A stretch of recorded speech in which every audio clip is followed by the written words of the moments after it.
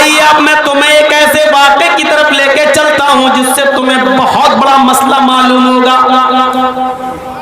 हजरत उमर फारूक खुतबा दे रहे हैं, सुनिए, हजरत उमर फारूक खुतबा दे रहे हैं और उस खुतबे के अंदर अल्लाह के फरमा रहे हैं कि लोगों आजकल मेहर बहुत बढ़ गया है। मेहर, मेहर जानते हैं ना, लड़की की शादी में जो रखा जाता है उसको आपके यहाँ क्या बोलते हैं? मेहर, दैन मेहर, मोहर नहीं, मोहर तो वो होती जो लगाई जाती है, मेहर, मेहर, दैन मेहर, सही है। तो मेहर, लोगों मेहर बढ़ता जा रहा है। सुनिए बहुत प्यारी बात, अब लोग बहुत ज्यादा मेहर रखने लगे, देने लगे। लड़कियां भी निकाह के मौके पर बहुत ज्यादा मेहर की डिमांड करने लगी। मैंने अल्लाह के नबी के निकाह देखे हैं, नबी की बीवियों को अल्लाह के नबी ने जो मेहर दिया वो मुझे मालूम है। अल्लाह के नबी ने अपनी बेटियों की, ज़ैनब की, रुकैया की, उम्मे कुलसूम की और फातिमा की शादी की तो कितना मेहर रखा ये भी मुझे मालूम है। सबसे ज्यादा जो मेहर था वो 400 दिरहम, 400 दिरहम का मेहर था, 400 दिरहम का। 400 दिरहम से ज्यादा मेहर अल्लाह के नबी ने नहीं रखा।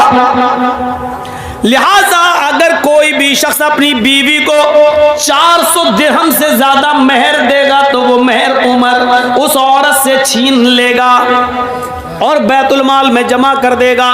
400 से ज्यादा जो मेहर होगा, 400 तक तो उस औरत के पास रहेगा, लेकिन 400 के बाद जो भी मेहर देगा उतना वो जायद मेहर, मेहर जो ज्यादा है वो उस औरत से लेकर बैतुल माल में जमा कर दिया जाएगा। ये किसने कहा?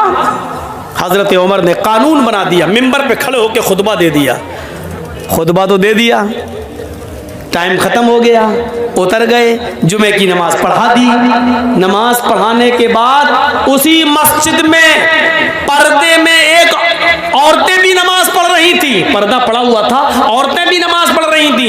एक बूढ़ी औरत आती है पर्दे से, कहती है अमीरुल मोमिनीन मुझे आपसे कुछ कहना है। बोला क्या कहना चाहती हो, बोलो। कहा वहीं आना चाहती हूँ, मैंने पैरों में सॉक्स मोजे पहन रखे हैं, हाथों में मैंने दास्ताने ग्लव्स पहन रखे हैं, मेरा चेहरा छिपा हुआ है, मैं वहीं आकर आपसे रूबरू मिलना चाहती हूँ, आपने मसला गलत बता दिया। हजरत उमर फारूक से कह रही है एक औरत कि आपने मसला गलत बता दिया। हजरत उमर कहते हैं मैंने गलत बता दिया कि हाँ, आओ इधर। औरत, बूढ़ी औरत गई, कहा अमीरुल मोमिनीन आपने इस मिंबर पर खड़े होकर ये कैसे कह दिया कि कोई भी आदमी अपनी बीवी को 400 दिरहम से ज्यादा मेहर नहीं दे सकता। हजरत उमर ने कहा माँ, बूढ़ी माँ, अल्लाह के रसूल ने अपनी बीवियों को 400 दिरहम से ज्यादा नहीं दिया, अपनी बेटियों के निकाह में 400 दिरहम से ज्यादा मेहर नहीं रखा। फिर उस औरत ने क्या जवाब दिया? अमीरुल मोमिनीन 400 दिरहम देना एक अलग बात है, लेकिन 400 दिरहम से ज्यादा नहीं दे सकता है कोई मर्द। क्या ऐसी कोई हदीस है आपके पास? क्या अल्लाह के रसूल ने 400 दिरहम से ज्यादा मेहर देने को से मना किया? ऐसी कोई हदीस है आपके पास? तो हजरत उमर ने कहा माँ मुझसे हदीस क्यों मांग रही हो? क्या 400 दिरहम से ज्यादा भी कोई मेहर दे सकता है? ऐसी कोई हदीस है तुम्हारे पास? ये हजरत उमर ने उससे पूछा, ऐसी कोई हदीस है तुम्हारे पास? उस बूढ़ी औरत ने जवाब दिया अमीरुल मोमिनीन 400 दिरहम से ज्यादा भी मेहर दे सकता है, हदीस नहीं कुरान की आयत मौजूद है। हजरत उमर ने कहा कुरान में है? मैं रोज कुरान पढ़ता हूं। कहा रोज पढ़ते हो तब भी आपको नहीं मालूम? जल्दी बताओ। आए बूढ़ी औरत, आए माँ, जल्दी बताओ वो कौन सी कुरान की आयत है जिसमें लिखा हो कि 400 दिरहम से ज्यादा भी दे सकता है शौहर अपनी बीवी को मेहर। उस औरत ने, बूढ़िया ने कुरान की आयत पढ़ी, व आतैतुम इहदाहुन्ना किंतारन फला ताखुजू मिनहु शैआ। सोचिए,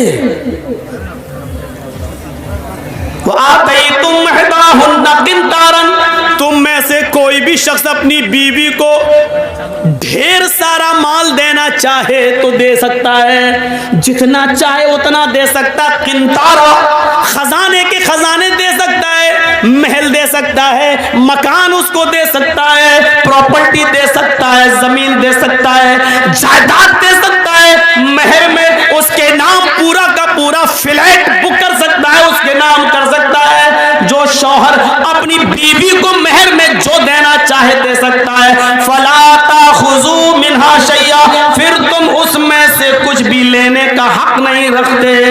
कोई भी उस औरत से छीन नहीं सकता, ये उस औरत का हक है, उससे कोई उसका हक नहीं छीन सकता है। शौहर भी दे तो फिर वो भी वापस नहीं ले सकता। आए उमर, जब दिए हुए माल को शौहर नहीं ले सकता है तो आप कैसे ले सकते हैं? आपने ये कैसे कानून नाफिज कर दिया?